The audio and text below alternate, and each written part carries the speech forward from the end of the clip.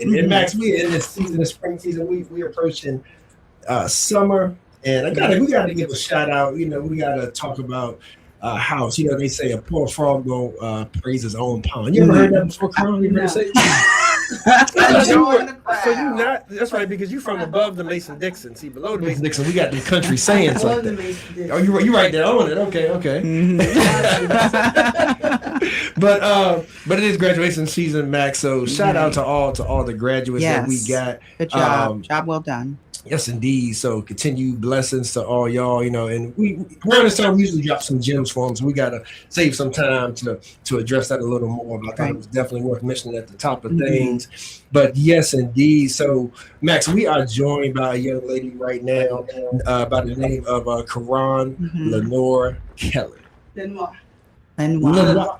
Fancy with it. Oh, you French? Okay, my bad. I didn't know Caron. Caron LeNoir. Let me get you sit up on the mic there too. Okay. Yes, Caron LeNoir-Kelly. I'm glad you're here. Okay, yeah, I appreciate you for coming. And so, Max, we actually originally made her acquaintance through the Charlottesville Inclusive Media Project. So I think that was one of the first sort of inlets that she had to the community here within Charlottesville. And so for those that don't know, in my humble opinion, Vinegar Hill Magazine, Charlottesville Tomorrow works with different journalists and media folks in the community, particularly those of color, to try to just make sure that we support each other, provide resources, all that good stuff. And so she came out and she was saying how she's done podcasts and she's been an activist, very vocal, particularly for Black military veterans. And she has a powerful story and she's helped others, through their struggles and shared with them, as well as she is newly appointed. And I think before we get too deep, she has recently joined our Police Civilian Oversight Board. That's right. So she is a member of that. So congratulations. Thanks for your work there. Thank you so much. So how about that right there? So being in this community, wanting to connect with other Black creatives, but also seeing the need, and I can only imagine that it attaches to your military background, right? But what was the draw? And tell us about how you became part of the PCOB here. Well, it's really interesting because I was actually watching the news and it was one of those reruns late at night because I do my best work at night. And there was a part of the news broadcast that they were looking to fill the board. And I gave it a shot. I sent my information in and gave it a shot. I was actively looking for a way that I could serve this community in a different way. And when I read about the board and some of the challenges that the board has had in the past, such as not having a full query, not having a full board, to be able to successfully operate and represent the citizens of Charlottesville, I jumped on it. So 4 of us were recently appointed. I'm one of those 4, and I'm really proud to be there. Nice. Congratulations. Thank you. So I have to ask, when you look at a city like Charlottesville, and coming from places that you've been, do you see a lot of similarities, or is there like anything in particular that stood out that maybe seemed familiar, or things that you saw that you think needed to be addressed in regards to the relationship between police and civilians? Charlottesville is one of a kind. I'm not used to small cities. I'm not used to small towns. Where are you from? I'm originally from Baltimore. Okay. Big difference. I'm not used to really small towns. I'm not used to smaller networks. But it was really interesting to see, especially post-COVID, how the community shut down. Of course, a lot of us lost a lot. I lost half of my bloodline through COVID. Wow. And we were here during COVID. I call it our COVID home. So we decided to hunker down while we were here in Charlottesville.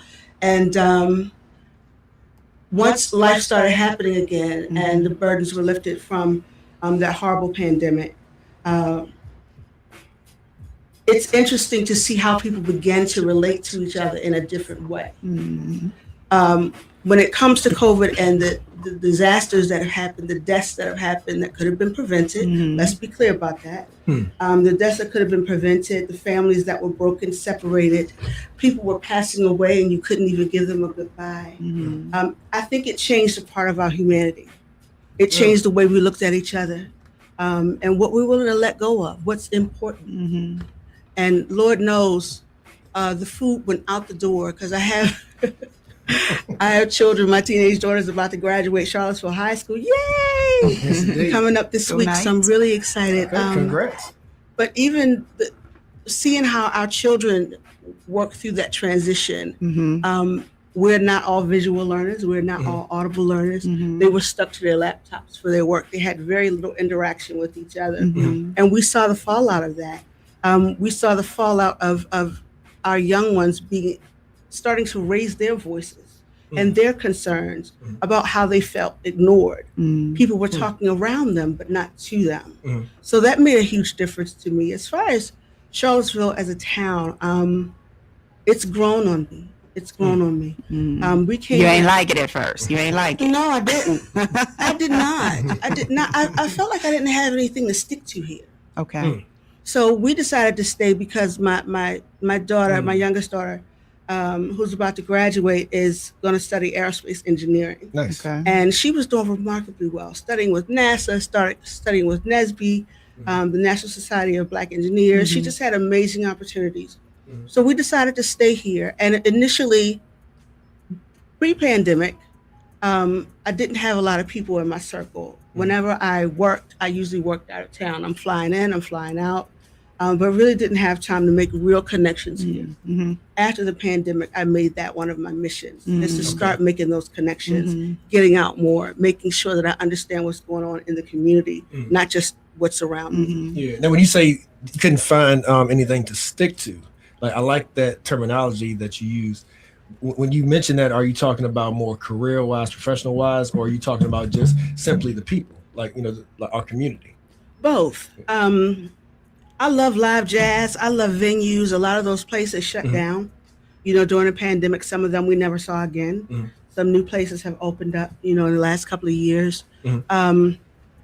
But yeah, I did not find community here initially when I got here. It was so close to the pandemic. Like we literally were on our way back to North Carolina before they closed their borders. North Carolina, I believe, was the first state to close their borders to go in and out. They had state troopers at the state line. You are not coming into North Carolina. So we had to deal with that. And we just made the best of it. But, I'm Gen X. We used to be in the house. We didn't have seatbelts. It's interesting what you said about COVID bringing us together, because I don't know that I personally am experiencing a community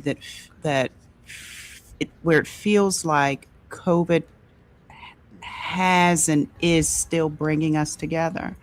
I mean, at some point in the thick of the pandemic, we learned to pull together in death, right? But there was still lots of division, whether to or not to wear a mask, and fighting over toiletries in the grocery store and different things like that. But some kind of way, through death, we learned that we're sharing in this experience, and I guess us sharing that experience brings us in some ways closer together and set aside what we use our perceived differences.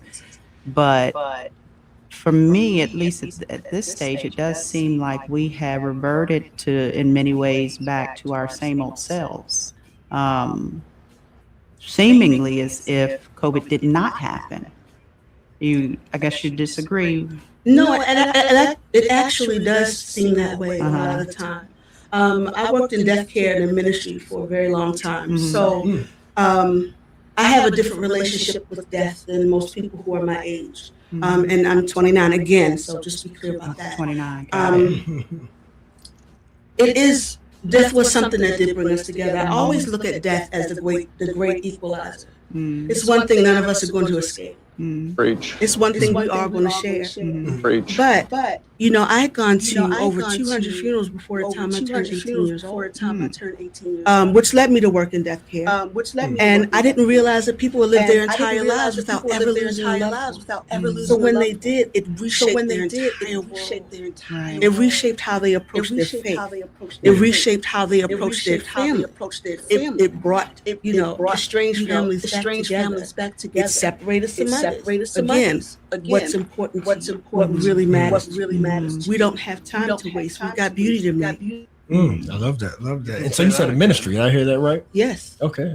Like, so are you ordained? No, I'm not. Okay. And I just asked because I was curious. Like, okay, you got another notch in your belt. Like I was on that track for a long time. Pastor. I was on that track for a really long time. I'm really blessed to have built some remarkable churches with some remarkable leaders, and to have hand in growing something. I remember when I was one of the first official board members at Empowerment Temple that was led by Jamal Bryant, and watching that congregation go from 43 to over 5,000 in less than a year was remarkable. Yeah, I bet. The way we served the community, the way we were able to reach out, the way we were able to serve each other. And that was also an uncertain time. It was during election season, and there were a lot of things going on. People didn't know which way to turn. And there is a crisis, I believe, in the faith community right now about where they belong. Where they belong. Young people aren't going to church anymore. Let me take it back a little bit to something you mentioned earlier in the interview with regard to your membership on the PCOB. And I'm just, now that you've kind of jumped into that and have been working on that board, how would you say the PCOB that's functioning now is better and improved than the one that existed, prior to you? And I say that because there's been a lot of controversy surrounding this board for a variety of reasons, right? You've had community members who've been vocal about the distrust for the PCOB and doubly the distrust for the police department. And the scope of the PCOB is to provide oversight for those individuals, but community members feeling like they can't trust the police, nor can they necessarily trust the members of the PCOB to be working on their behalf in the way that they should be. Those criticizing the work that the PCOB is or is not doing, and kind of just figuring that this is some type of let's call it a smoke and mirrors effort for the city to save face, to give the appearance of being progressive, right? These are not my own opinions that I'm expressing, but those that I've heard of individuals that I've had conversations with about this, but that this isn't intended to do any real work. And not to mention some recent bubblings there seems to be of folks saying that there are still great race relation issues between those of the Black, I guess I'll say minority, but Black community and the police department, and the role that PCOB plays in that. So with all those things stacked against you, how is this board any better, more reliable, and why should, I guess, the community be able to put some stock and trust in what it is that you all are doing at this time? Let me start here by saying the title of our board is a little bit misleading. The Police Civilian Oversight Board. Most people don't know what we do because there hasn't been a full board in a very long time. So there were limitations to be able to operate in the way that we should have been able to. Me being new to the board, I was appointed in January. A lot of work has been done to change that. Charlottesville hopefully will get to know who we are. We have an extremely diverse board, all walks of life, community members who have lived experience, from professors to attorneys to former law enforcement, people who've worked in this community, have lived in this community for a very, very long time. I believe that's what's going to make the difference. That's what's going to make the most profound difference. So first of all, knowing who we are and what we do. The Police Civilian Oversight Board represents the citizens. It doesn't represent the police. But it is a partnership between the city, the police department, and us. We do provide oversight and analysis and research. So we're very close to this work. And it's really a blessing to see how it's changing now that we do have a full board and are able to fully operate, and learning what this board is going to look like, how it's going to function, and It's a pleasure being a part of that process as well. But it's a get to know you thing. I don't think the community ever really knew what the oversight board was supposed to do, what their goals were. But now we have a clear vision, and that vision is going to come to pass. Okay. Are you finding more complaints? I don't know if you call them complaints, but more cases, if you will, being filed with the PCOB? Not so much. We get a lot of complaints. Many of them are redirected to the police department or whatever agency would best serve them. Okay. Some things come directly to us. Some things come directly through the police department and internal affairs. Okay. We do have a voice when it comes to something as simple as choosing the next round of police officers. Okay. As far as the SROs, which are a really hot topic right now. Yeah. the So school you'll resource have a officers. hand in actually selecting Yes, the because SROs? we have oversight of that as well. Okay. We will have oversight and input for that as well. Okay. Nothing is completely concrete, but what I can tell you is, since I've been a part of this board, the work has been done. The work is being done, and it's being done on behalf of the citizens. And when you don't know where to go, give us a call. We'll either direct you or we will address you directly. But we are available. And we do get people who call in, not sure what we do, not sure where to go, but you will, at the very least, know where to find what you need for your circumstance. And when you have a title like that, that's going to come with a lot of onus and expectation, right? Just a title alone, like you said, before people even get to sort of the nuts and bolts of what it actually does. But my question has always been, and every time I have opportunity of speaking with someone who's associated with PCOB, is do you really think that you can provide the proper checks and balances, being that it is a city office, a city department? Because like, it even makes me think about like our government right now, right? Like we see how we thought Congress and Senate were supposed to be provide checks and balances to keep the federal government in control. And now we see federal government don't care about nothing. They're like, we do what we want to do, right? Right. And so what I hear, and even a personal opinion of my own, is that's a concern. It's like if something is supposed to provide oversight, i.e. checks and balances, but if it reports ultimately to the same boss, which is the city, how can it be trusted to truly provide the checks and balances that civilians want of the police? I'm glad you asked that question because trust has to be built. Okay. It doesn't happen overnight. It doesn't happen just because you hold a title. It doesn't happen because you feel like you're on the right side of history or the wrong side of history. Trust has to be built.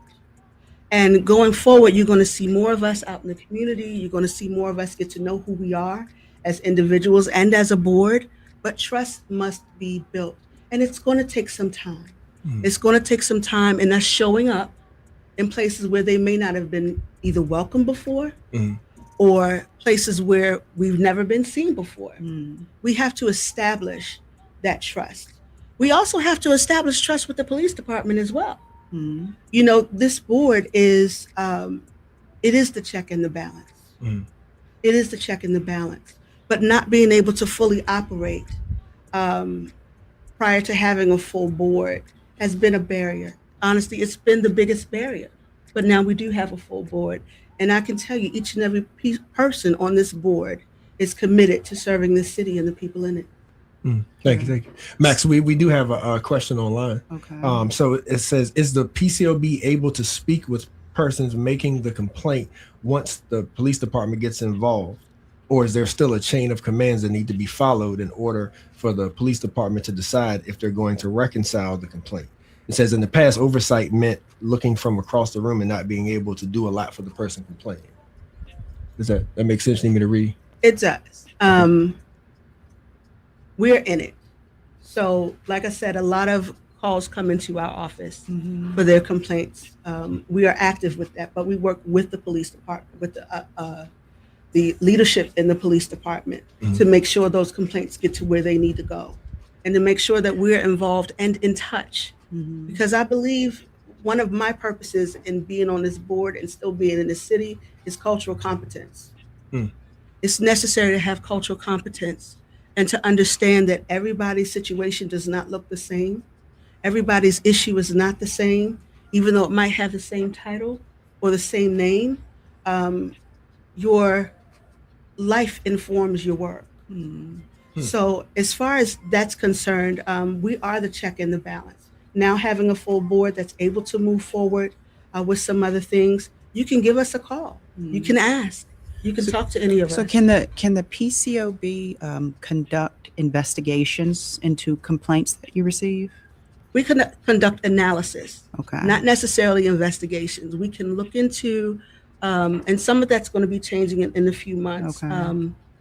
We're able to look into, we're able to evaluate, we're able to make sure that those checks and balances are in place, not just with police conduct, but also with their kudos. You know, it's not all bad, but some of it is. And what about hearings? Can you conduct hearings if you get a complaint against an officer, assuming that you've done all the follow procedures as to how those things have to happen?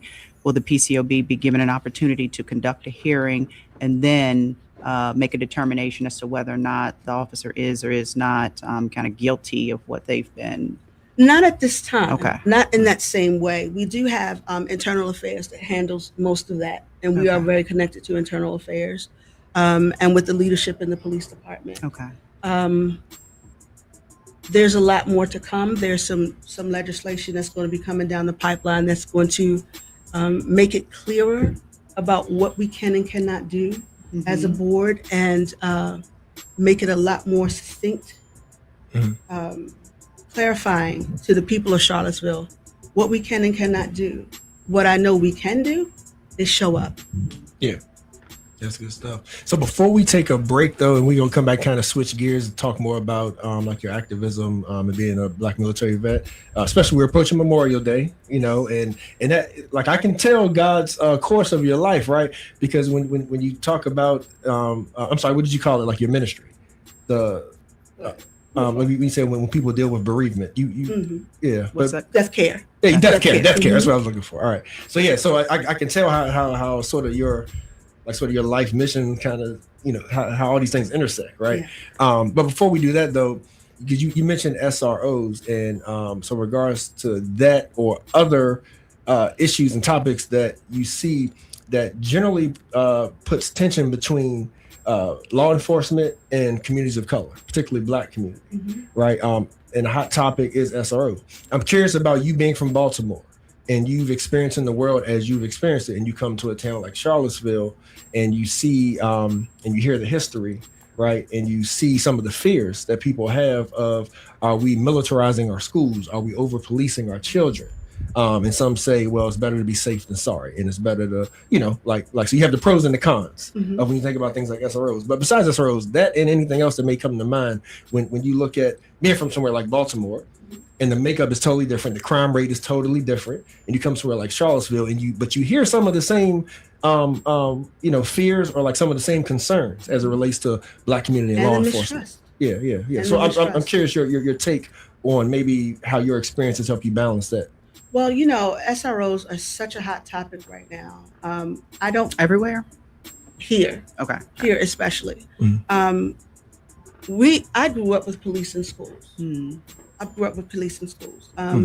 It was just what it was. Right. Baltimore has a history of being a very violent city, but also a brilliant one.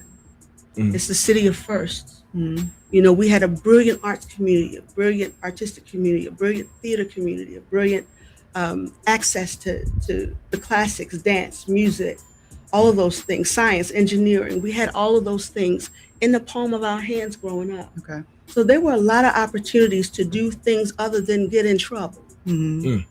That's important. Doing things other than getting into trouble. I can't really juxtapose Baltimore with Charlottesville. Baltimore is a chocolate city.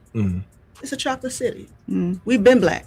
We're gonna stay Black. And I put on for my city. I really do. Born and raised, go City College. Hey, Be more. that's right. Got to be more careful. Nino, Is that what you tell him? Save that clip. Save that clip right there, Nino. Got to be more careful. I really can't juxtapose the two because they are very unique cities in and of themselves. Usually when I tell someone I live in Charlottesville, they say, why'd you move there? There? I said, yeah. Because it's a lot of opportunity here. Mm. It's a lot of opportunity for our young people. Okay. There's a lot of opportunity for people who are switching gears. Mm-hmm. Technically, I'm retired. Mm-hmm. Technically, my husband's retired. Mm. I have the privilege of being able to choose where I use my voice and not have to worry about whether the lights are going to get turned off. Mm. I have the privilege at this stage in my life. I'm going to be an empty nester. Hallelujah. Hallelujah.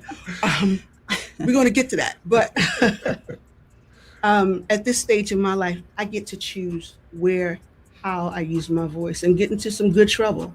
And that's what I intend to do. Mm. But I really can't compare the two. We grew up with a very community-focused neighborhood. You know, we had a group of mothers, you know, where we lived. Mm. All our mothers knew each other. They knew where we were. If somebody didn't know where we were, if my mother called out their back door and we didn't come running, somebody would run down the hill and come get us. Your mother calling you. Mm-hmm. It was that way. Mm. I hear that. Need more of that. And there was safety in those neighborhoods. There was safety. We had the blessing of having our elders. There are not many left. Mm-hmm. There are not many left. Mm-hmm. Not So the way it used to be. Is that to say that having SROs in schools is just part of what it is to go to school? I mean, we're just kind of catching up to what a lot of areas are already doing. No, I wouldn't say that necessarily. Okay. SROs in the context of Charlottesville is a bit different than having police in schools when I was coming up. Okay. So learning what both sides are saying, learning the concerns of people on either side of this issue is the most important thing to me. Mm-hmm. And all you're get an understanding. I want to understand what the people who oppose it, what their fears are, what their concerns are, and the people are for it, what their fears are and what their concerns are. Mm-hmm. You know, I bring up an analogy when it comes to this SRO issue. And again, not taking sides, but do you remember those little red things that you put in your car and it would lock your wheel and lock into your pedals? Mm-hmm. So if somebody broke into your car, they still couldn't drive it. Mm-hmm. Yeah. Sometimes just having that in your car. Your B-more showing outside. But you know what? But I've seen pictures. Okay. That's what I heard.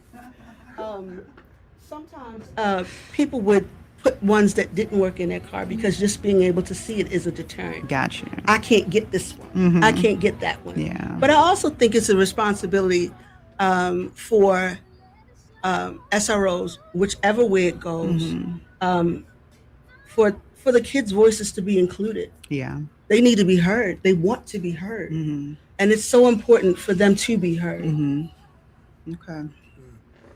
Yep. So, Caron, thank you. Good conversation, but let's go ahead and take a quick break, and when we get back, let's start addressing, as we're approaching Memorial Day, some of your work that you've done through podcast activism, being a Black military veteran. Yes. All right. So don't go anywhere. Caron say it again. LeNoir.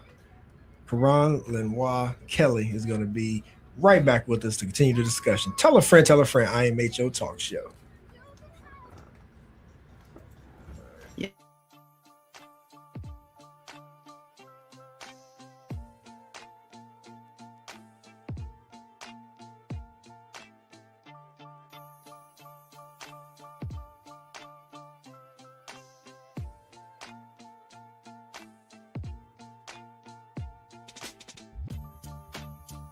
We live in a society in which structural racism is a very real thing. We are all dealing with that in every aspect of our lives, and the media is a reflection of our community. Historically, Black people have been portrayed a certain way in the media to justify normative assumptions around political and social issues. More Black people behind the cameras, in front of the cameras, more producers, more people of color producing, so they can go and get the content that's needed so they can highlight our attributes. I've been in this industry for 15 years, and I've seen firsthand how our voices just aren't heard. Even if you're in the newsroom, sometimes you get completely ignored and stereotypes are allowed to perpetuate. And one thing we want to do is combat that, and also bring information to people so they can be as informed as possible when choices are made in this city, so they can do whatever they can to get their voices heard.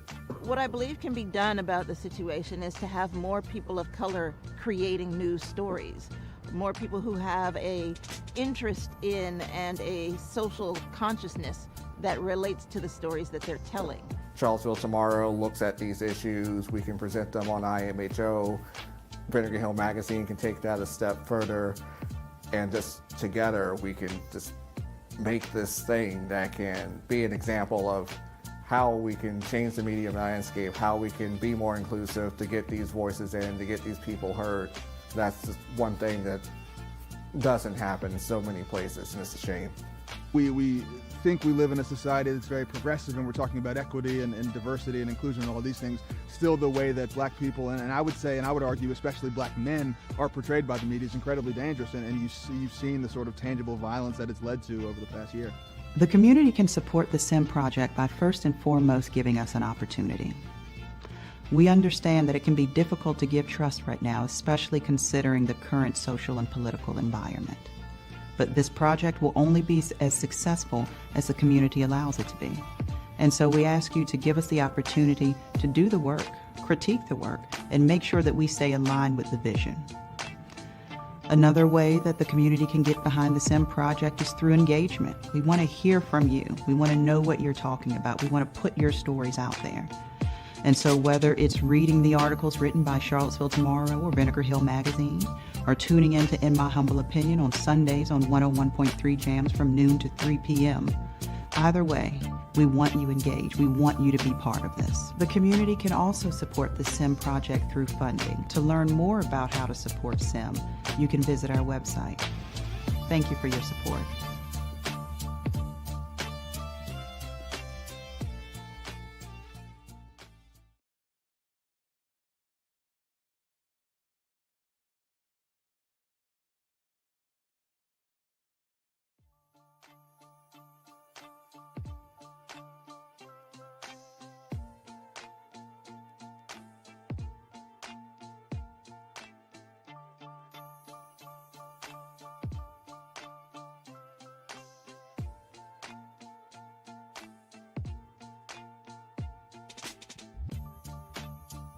We live in a society in which structural racism is a very real thing. We are all dealing with that in every aspect of our lives, and the media is a reflection of our community. Historically, black people have been portrayed a certain way in the media to justify normative assumptions around political and social issues. More black people behind the cameras, in front of the cameras, more producers, more people of color producing, so they can go and get the content that's needed so they can highlight our attributes. I've been in this industry for 15 years, and I've seen firsthand how our voices just aren't heard. Even if you're in the newsroom, sometimes you get completely ignored and stereotypes are allowed to perpetuate. And one thing we want to do is combat that, and also bring information to people so they can be as informed as possible when choices are made in this city, so they can do whatever they can to get their voices heard. What I believe can be done about the situation is to have more people of color creating news stories, more people who have a interest in and a social consciousness that relates to the stories that they're telling. Charlottesville Tomorrow looks at these issues. We can present them on IMHO.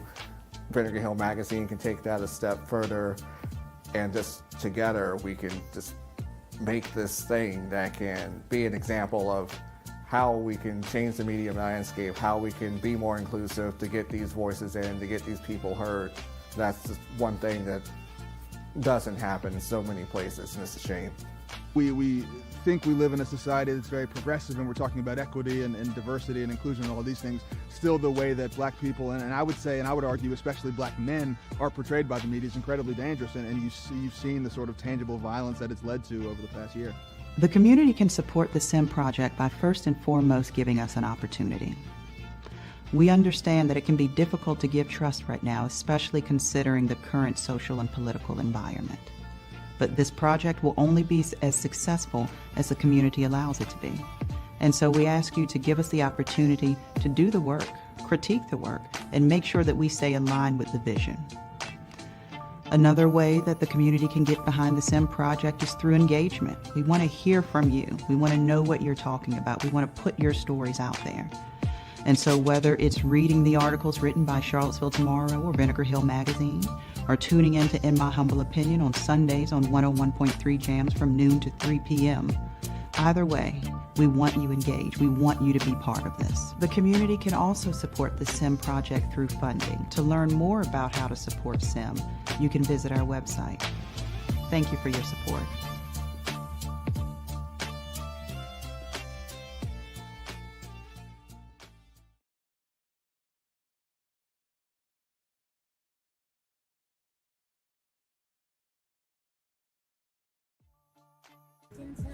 All right. You good, Nina? Yeah. 10 seconds.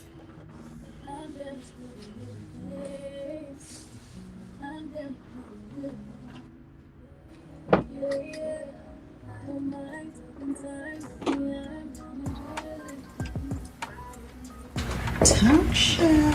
I am HO Talk Show, like Gentile said. Can't argue with that, Miss Max. That's right. Yeah, and we are sitting here once again with none other than Caron, LeNoir-Kelly, and this is Right. I did. That boy learning French. That boy good. From B Moore's finest. That's right. How about that? B Moore's finest. So yeah, How about that? and we enjoyed this conversation, and as much time as you got, we may have to keep it a little longer than scheduled.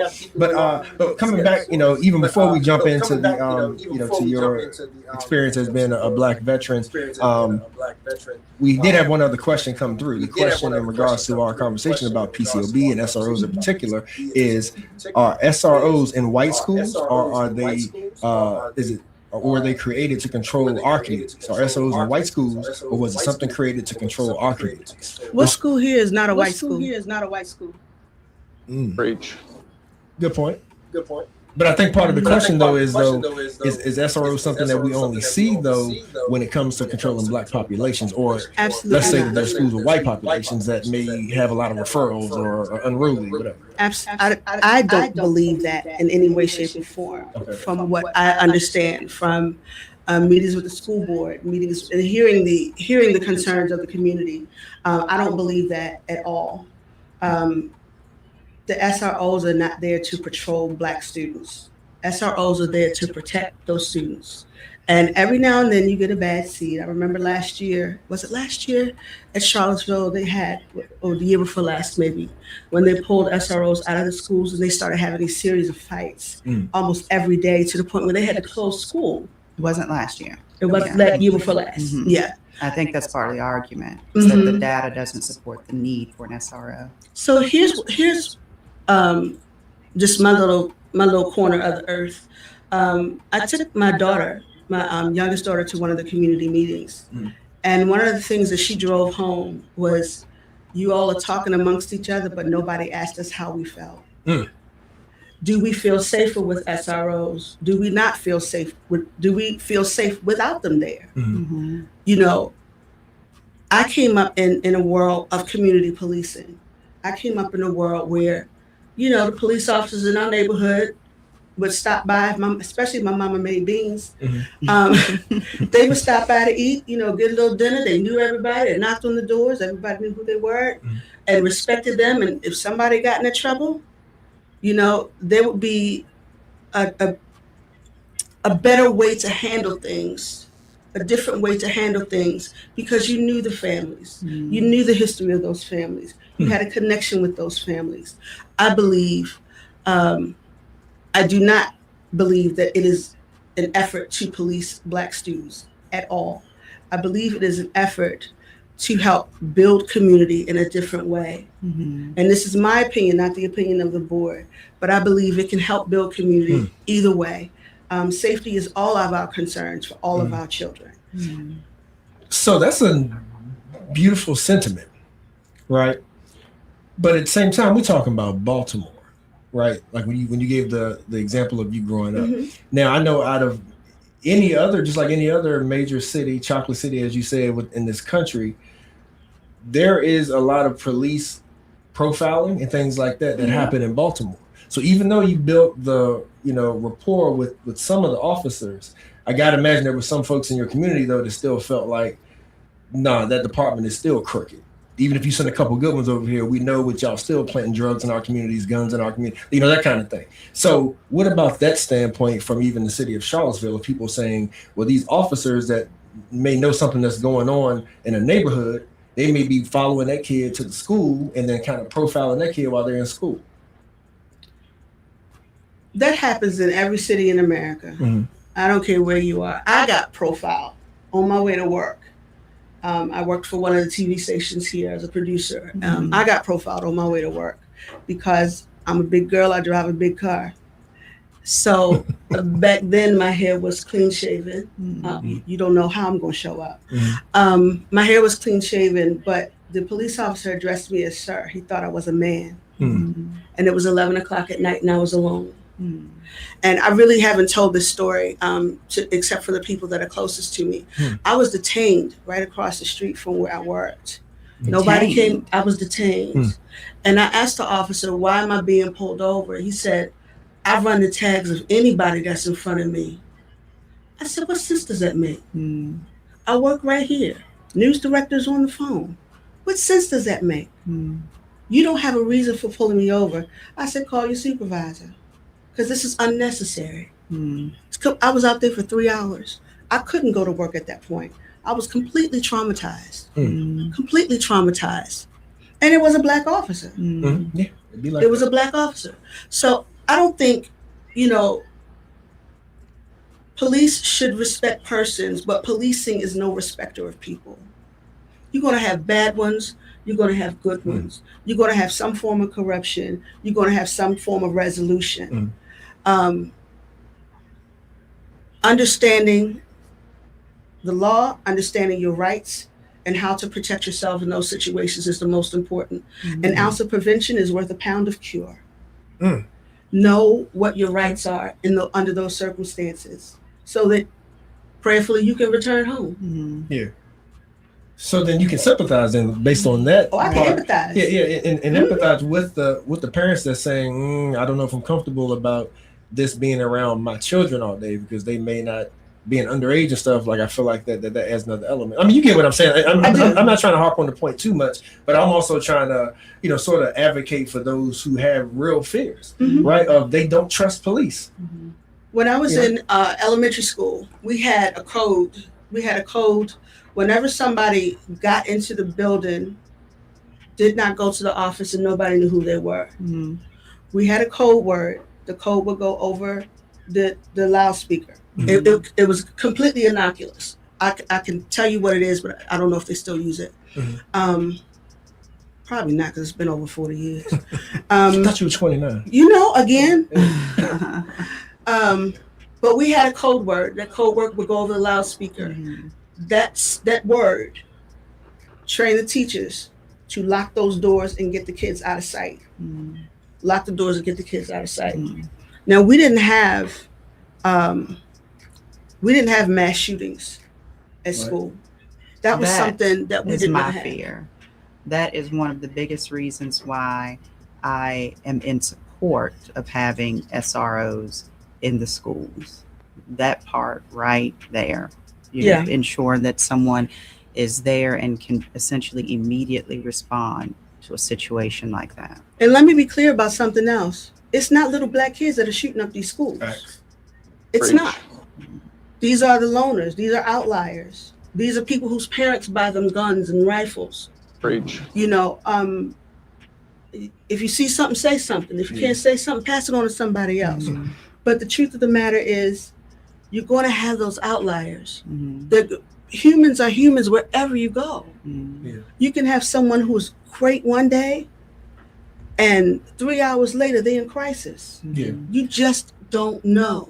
I can certainly understand the argument on both ends of the coin, to be honest with you. I understand why, local black families, minority families, those being targeted by ICE right now, do not, and white families, right, do not want SROs in the schools. I think what we have to do is shift our conversation in thinking and direct that energy towards how do we do this the right way. So often we get caught up in what has gone wrong, might go wrong and projected results. And we have to direct that energy into talking about how do we do this so that we don't have some of the, the fallback that so many people are anticipating that we will. I believe the right way to do it is together. There's an African proverb that says, if you want to go fast, go alone. But if you want to go far, go together. Yeah, so all of our kids feel safe. So none of our kids feel targeted. So all of our kids are given the opportunity to at least develop relationships, if they are open to it, develop relationships with these SROs, and hopefully change the narrative as to police community relationships or engagement. Absolutely. Ladies, thank y'all. Thank y'all. So, Caron, we're going to take another break. We're at the top of the hour. We're at the bottom of the hour. So, at the top of the next hour, we're going to come right back and we're going to try to wrap this thing up with you, talking more about your military background. Let's do it. All right. Ladies and gentlemen, stay tuned. Caron, LeNoir-Kelly, a lot of good talk. Tell a friend. Be right back. I am Major Talk Show.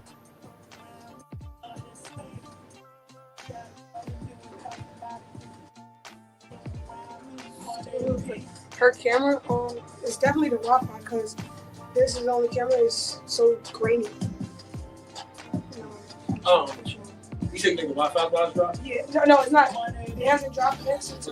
We live in a society in which structural racism is a very real thing. We are all dealing with that in every aspect of our lives, and the media is a reflection of our community. Historically, black people have been portrayed a certain way in the media to justify normative assumptions around political and social issues. More black people behind the cameras, in front of the cameras, more producers, more people of color producing, so they can go and get the content that's needed so they can highlight our attributes. I've been in this industry for 15 years and I've seen firsthand how our voices just aren't heard. Even if you're in the newsroom, sometimes you get completely ignored and stereotypes are allowed to perpetuate. And one thing we want to do is combat that and also bring information to people so they can be as informed as possible when choices are made in this city, so they can do whatever they can to get their voices heard. What I believe can be done about the situation is to have more people of color creating news stories, more people who have a interest in and a social consciousness that relates to the stories that they're telling. Charlottesville Tomorrow looks at these issues. We can present them on IMHO. Vinegar Hill Magazine can take that a step further, and just together we can just make this thing that can be an example of how we can change the media landscape, how we can be more inclusive to get these voices in, to get these people heard. That's just one thing that doesn't happen in so many places, and it's a shame. We think we live in a society that's very progressive, and we're talking about equity and diversity and inclusion and all these things. Still, the way that black people, and I would say, and I would argue, especially black men, are portrayed by the media is incredibly dangerous, and you've seen the sort of tangible violence that it's led to over the past year. The community can support the SIM project by first and foremost giving us an opportunity. We understand that it can be difficult to give trust right now, especially considering the current social and political environment. But this project will only be as successful as the community allows it to be. And so we ask you to give us the opportunity to do the work, critique the work, and make sure that we stay in line with the vision. Another way that the community can get behind the SIM project is through engagement. We want to hear from you. We want to know what you're talking about. We want to put your stories out there. And so whether it's reading the articles written by Charlottesville Tomorrow or Vinegar Hill Magazine, or tuning in to In My Humble Opinion on Sundays on 101.3 Jams from noon to 3 p.m., either way, we want you engaged. We want you to be part of this. The community can also support the SIM project through funding. To learn more about how to support SIM, you can visit our website. Thank you for your support.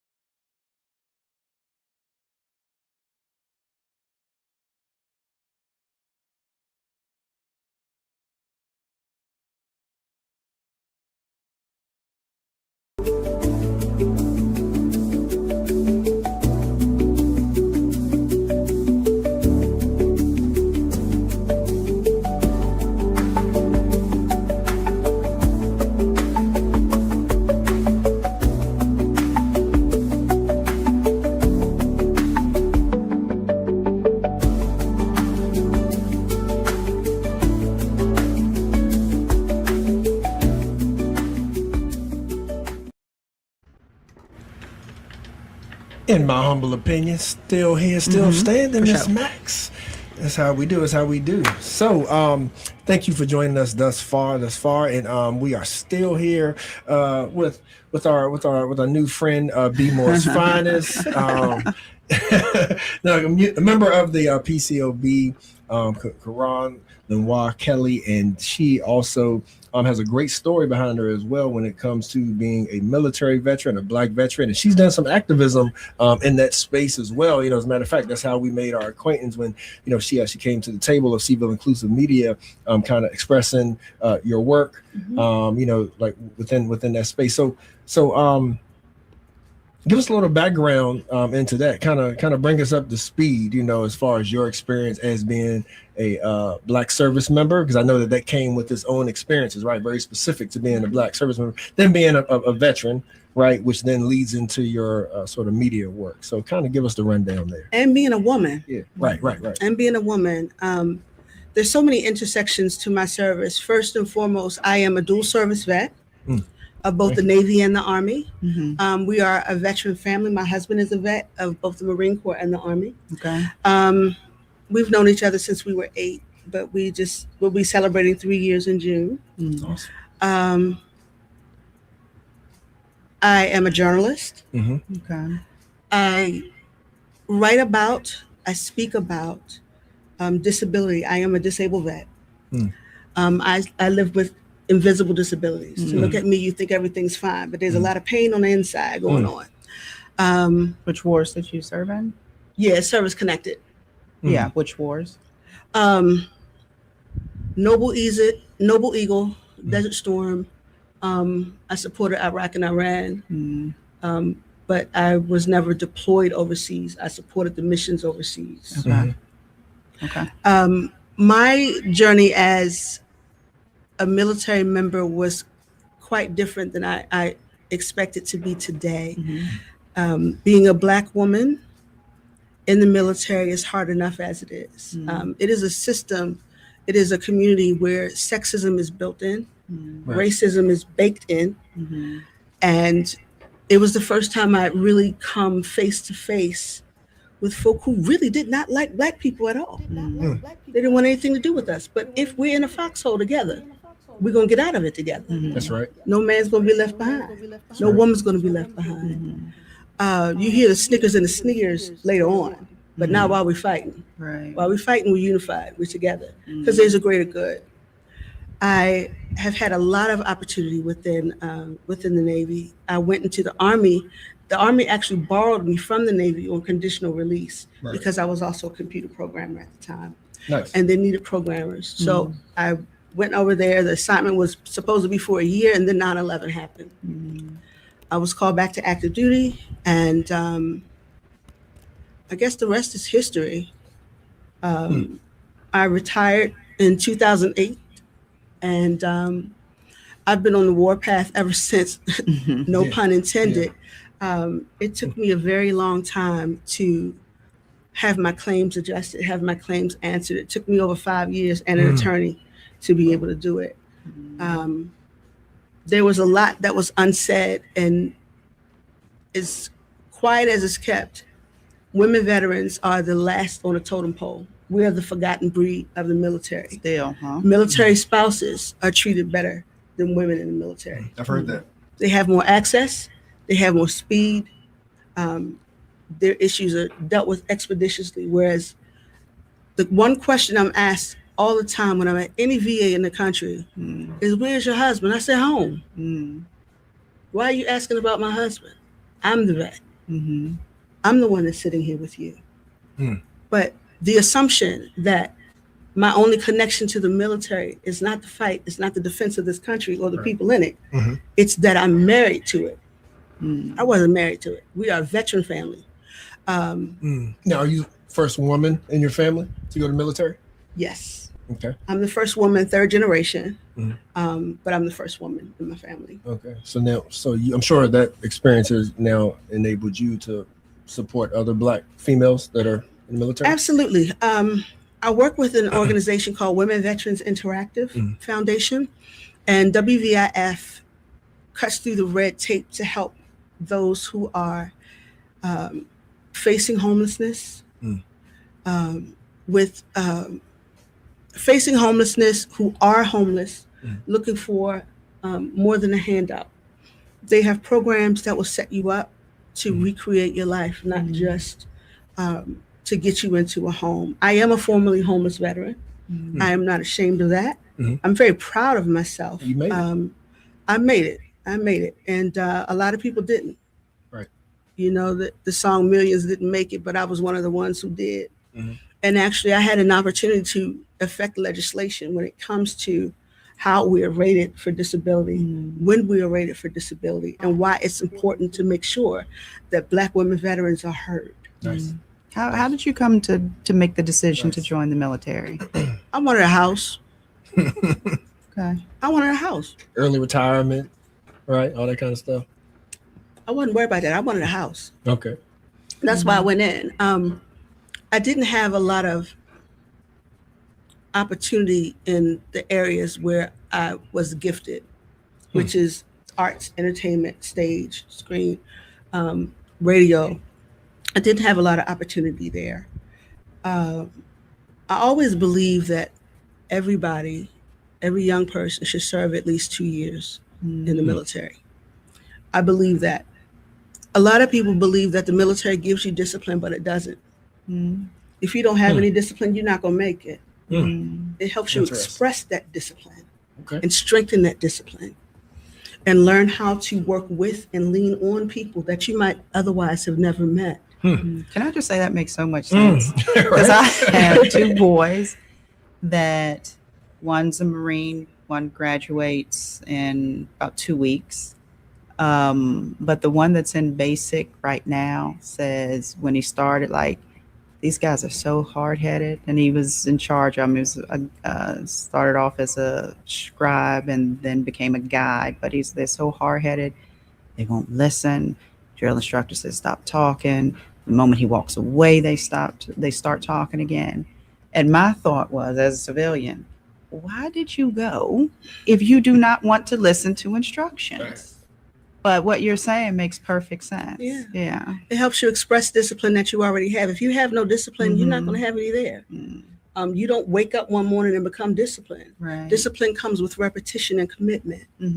Discipline comes with a purpose. Discipline comes with usually with some kind of advancement, so that you continue to be challenged as you go along. You're not static. You're not in one place doing one thing all the time. And the military is really a microcosm of the world we live in. It is extremely diverse. You go to work and get up like everybody else. You may have a specialized job, or you may be undesignated. It's when you first come in, and then get a chance to choose how you want to learn, what you want to learn. Because sometimes you don't know, especially the younger people, you don't know what you want to do. Right. It's going to be 5 or 6 times they change professions before they hit 40. Yeah. You know, that's just the reality of it. But it is a way that can set up your future. Absolutely. I mentioned I wanted a house. I was already a mother when I went in. I was one of the older ones. I was 20 when I went in. Yes, I was considered one of the elders. I was 20 when I went in. And I really enjoyed boot camp. I enjoyed the discipline that I was able to express. I enjoyed pushing myself to new levels. I enjoyed the learning parts of it, learning about different parts of the world, learning about different languages and how they translate. And at one point I wanted to be a linguist, but then I was like, that's too much work for today. But if I didn't like what I was doing, I had the opportunity to change it. No matter how many times I did it. I just asked that question because I know we got a lot of youth out there, some of which are listening, and I just wanted them to hear a story, if they're considering on the fence about joining the military, just what motivated you. For those who are considering it, be intentional. The same way you look for colleges that's the right fit, look for the service that'll be the right fit. Look for the job that'll be the right fit for where you are at that moment. try it. You have an opportunity to try different things, to do different things, to meet different people that can shape your perspective in a different way. Yep. So I've always believed everybody should do at least 2 years. The VA guarantee to purchase a home, I have not used it yet. I'm looking forward to. I'm an empty nester. I'm looking forward to get my little pad, and with my husband and no kids. And say it again. With my husband and no kids. Hallelujah. Now, how do you, with all the craziness that's happening in Washington, Secretary of State decisions and things like that, we still encouraging our kids to join? But good question. I wouldn't recommend it under this administration. Okay. I would not recommend it under this administration. I want every young service member to understand what it means to be a conscientious objector. I want every young person in the military to understand that you have the right to disobey an unlawful order. What we see with this administration is a barrage of unlawful orders. And they treat them like pets in a cage. This is the youngest fighting force we've ever had. And the majority are in there because they're knuckleheads. Same thing with ICE. Same thing with ICE. You can't be in ICE and be my friend. You can't serve this administration and be my friend. Period. I suffer no fools. But under this administration, things have to come back into order. Again, this is my opinion. No one else's. I said what I said. So on the flip side, though, if we don't have those who are qualified and still have the wherewithal to be good servicemen and women, then they'll start drafting and then be drafting more ICE type of folks. So that's sort of the, the flip side of it, right? Not necessarily, because I read an article that said the people who are being recruited for ICE read on less than a 5th grade level. I believe it. They can't read. They can't write. Wow. Most of them could not hold jobs anywhere else. But they're offering these incentives, this money, and then fighting on our soil against our own people. Right. I will never cop for that. I wouldn't. This is not what I fought for. This is not what my husband fought for. This is treasonous. This administration is corrupt. And while I believe in the possibilities of what a young person can glean from being in that space, they are decimating it to the point where they're going to have to rebuild this thing from the ground up. The people who are in charge never served. Hegseth was a reservist. Oh, really? Yeah. I didn't. Okay. He was a reservist. Okay. And because at first I thought he never served, and then I kept hearing that he served in the Army, but he was a reservist. He was a reservist. And that's not to say anything disparaging about people who are reservists. We need that force as well. Right. But reservists are treated in a different way.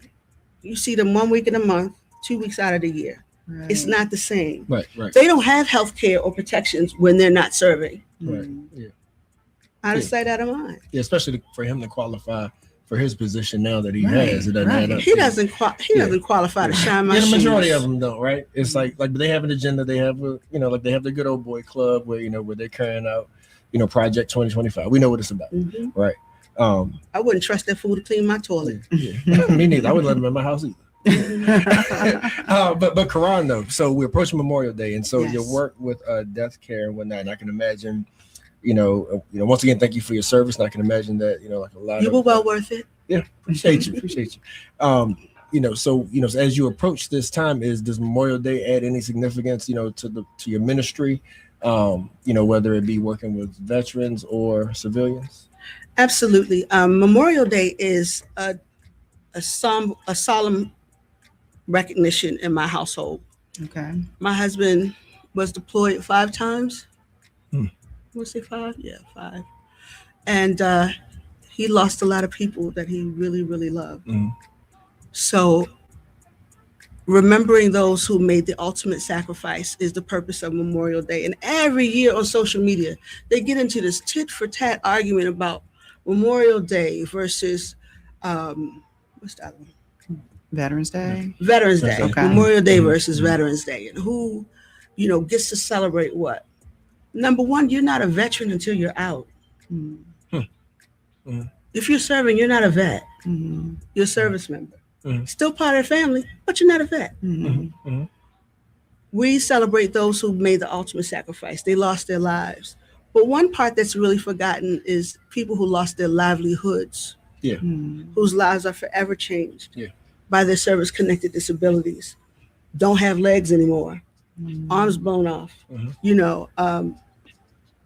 The PACT Act was a protection that was put in place for service members who were exposed to fire pits.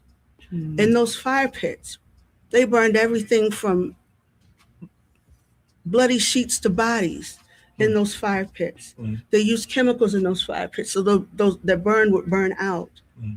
They never addressed the fact that there were long-term circumstances for that. And many of our military bases, they have what's called forever chemicals in the water, PFAS. They're forever chemicals, and they stay with you. They are carcinogens. Those kinds of things haven't come to light. And in a time such as this, where we need more transparency, they're treating our armed forces, my armed forces, like they're going to a schoolyard fight. It's ridiculous. It's dishonorable. It's disgusting. What can we do about it? Vote. Okay. Vote. Yeah. And one thing that comes up too is I hear from servicemen and women as well as vets that say to track everything, keep record of everything. Go to the VA when you got the slightest little ache. Make sure that it's on record. So then down the road, just like it took you years to kind of get some payback or reimbursement for what you went through, you have that record of it. Many veterans don't even go to the VA. They don't even know they qualify for health care. During President Obama's first term, one of the first things he did was establish women's centers. Prior to that, we were on our own. Women were on their own when it came to anything other than a broken bone or a migraine. Anything that had to do with our reproductive health, anything that had to do with having children, cervical cancers, reproductive cancers, all of those things.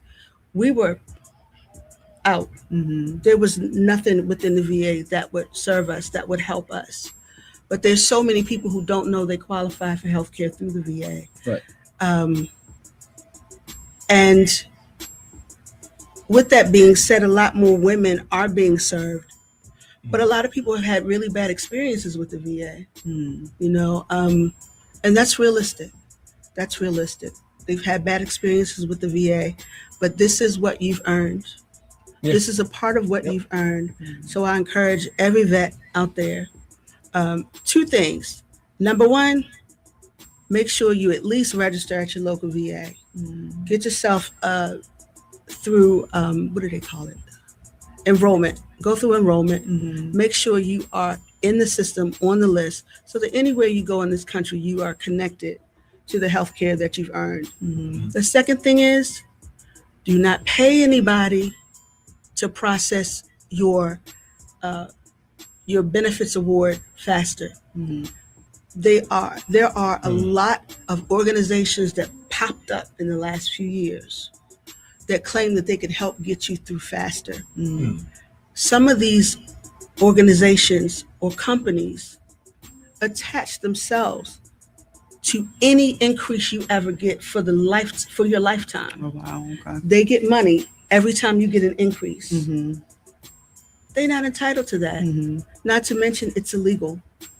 It's against the law. They are VSOs, veteran service offices all over the country that can help you for free. It does not cost money. It may cost time, but it does not cost money. You know, I know we have to wrap this interview up, but one thing that came to mind as you were talking is that Charlottesville is dealing with a homeless crisis right now. And I've kind of worked in that sector part-time a little bit, and I do come across some veterans.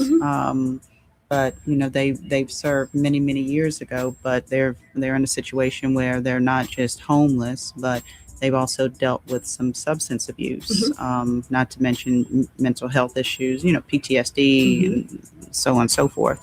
And so as long, I guess, as they were maybe honorably discharged or something like that, then they would be eligible even still, despite how they, you know, their life between service and now they'd be eligible for these benefits that you're referring to. And those treatments are available. For the longest time, when I served, $2 of every paycheck I had went into this fund for homeless veterans, but it only included men.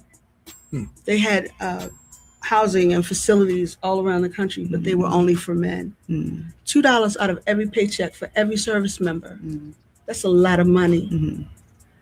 And it taught me a very valuable lesson. Number one, my voice holds weight, and it is my responsibility to use it. There you go. The second thing it taught me was it's not an even playing field. It never has been. It never has been. Know where you stand. Know what your rights are. But yes, if someone is dual affected with substance abuse, homelessness, dual affected with a mental health crisis, there is help. There is help, and there is hope.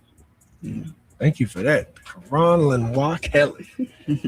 Good stuff. Good stuff. And if anybody's encouraged, it's like, oh, okay, like so she does work, you know, support type of work, you know, and I kind of fit this mold. How do people reach you? You can reach me everywhere at Caronism, CARONISM. That is my website. That is my handle on all social media, at Caronism. Nice. And you do have a graduate, and so we are in graduation season. So any last word of encouragement for not only your in-house graduate, but for the ones that may be listening, making those choices, right? Oh, I may join the military. I may pick up a trade. I might go to college. What is the Caronism for the graduates today? First of all, congratulations. Yes. You did it. You did it. You did it. That's right. You're about to enter a new phase in your life. Walk in it with your hearts and your eyes open. There is no ceiling. There is no limitation to where you can go. This is the beginning of the rest of your life. And you're going to have other transitions throughout the life. But there are no limits except the ones you put on yourself. To the parents of those graduating, woo, child, we need to have a meetup and just celebrate, because we did it too. Right. We did it right along with them. Yeah. Celebrate yourself. Take your time. Celebrate yourself.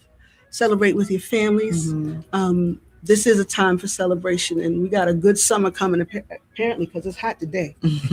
We have a good summer coming. Stay safe, but stay vigilant about how you want to move in this world, how you want to be recognized in this world. When someone hears your name, what's the first thing that comes to mind? Think about that. And then it'll help put you on a path that you determine for yourself. Love it. God bless our service members.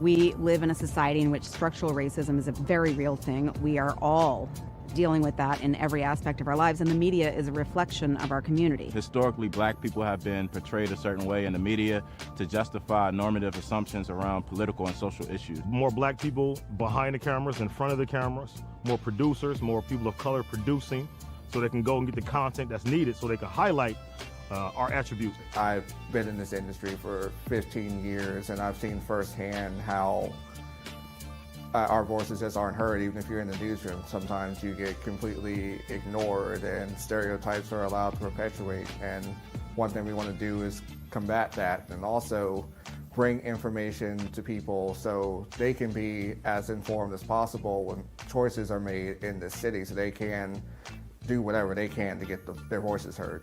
What I believe can be done about the situation is to have more people of color creating news stories, more people who have a interest in and a social consciousness that relates to the stories that they're telling. Charlottesville Tomorrow looks at these issues. We can present them on IMHO. Vinegar Hill Magazine can take that a step further, and just together we can just make this thing that can be an example of how we can change the media landscape, how we can be more inclusive to get these voices in, to get these people heard. That's just one thing that doesn't happen in so many places, and it's a shame.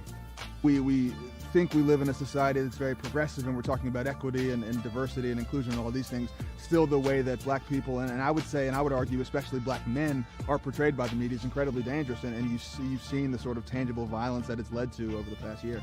The community can support the SIM project by first and foremost giving us an opportunity. We understand that it can be difficult to give trust right now, especially considering the current social and political environment. But this project will only be as successful as the community allows it to be.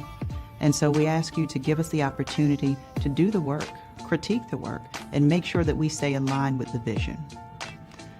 Another way that the community can get behind the SIM project is through engagement. We want to hear from you. We want to know what you're talking about. We want to put your stories out there. And so whether it's reading the articles written by Charlottesville Tomorrow or Vinegar Hill Magazine, or tuning in to In My Humble Opinion on Sundays on 101.3 Jams from noon to 3 p.m., either way, we want you engaged. We want you to be part of this. The community can also support the SIM project through funding. To learn more about how to support SIM, you can visit our website. Thank you for your support.